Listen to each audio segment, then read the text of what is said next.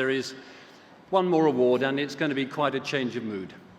On the 26th of January, a panel of broadcasters, agencies and jury chairs met and sat down to decide on the Judges Award. Now, the rules say it can be anybody who has either an on or an off-screen role, who's made an outstanding contribution either in the past year or over the course of their career. Well, the panel chose a winner who had achieved so much on-screen and off-screen, and had done it over the course of a career, and very particularly in the past year.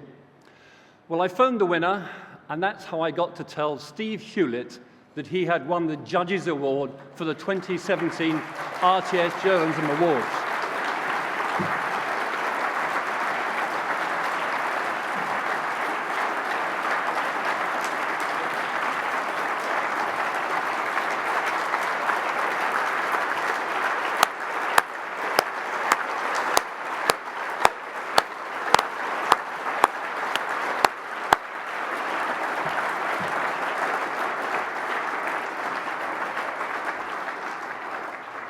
Now, Steve told me that he was honored and touched to have won the award. He looked forward to receiving it here on the 1st of March.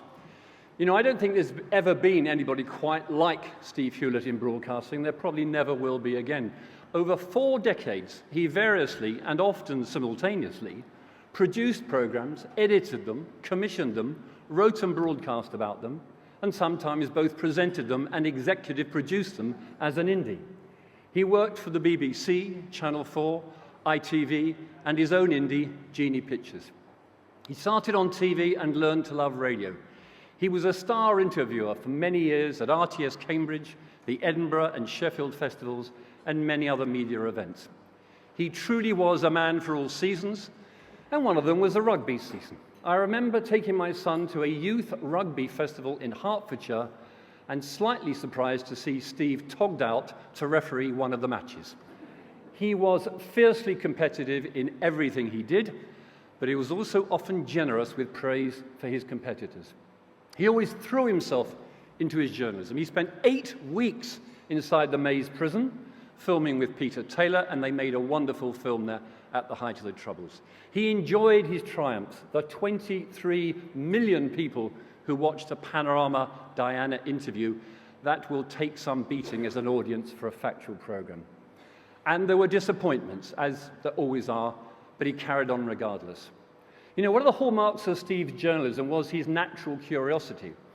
I mean, which of us as his contacts or his interviewees, and I was honored to be both, could resist that opening line, you know, help me with this if you can.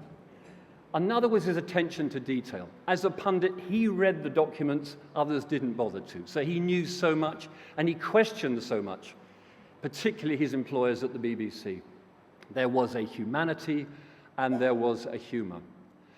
Now, all these same qualities came to the fore last year on the Radio 4 PM program. The presenter, Eddie Mair, explained to listeners that Steve would be on the program, not as he normally did to talk about the media, but to talk about his own health. And Eddie asked Steve, well, what's happening, Steve? To which Steve replied, well, I've got cancer. I've got cancer of the esophagus. This very matter-of-fact conversation set the style for many that were to follow on PM, and to be replicated in different forms in print and on TV. There had been cancer diaries before, but never quite like this, because it was much, much more. It was effectively public interest journalism of the kind Steve had practiced at Panorama. He knew all the medical details, just as if he was talking on the media show about the BBC Charter. Now, the public response was enormous, and many of the people who wrote to Steve said he had inspired them to find out more about their own treatment, about their own condition. So please welcome to the stage to receive the Judges Award on their father's behalf, the brothers Hewlett.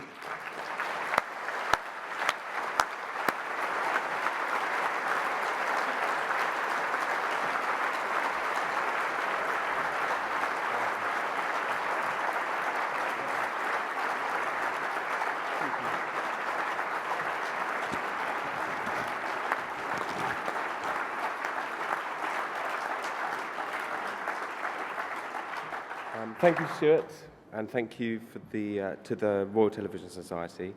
It is one of the greatest honours to receive this award on behalf of our dad. As you said, he was told about this before he passed away and was so chuffed about the whole thing. Dad was the best raconteur.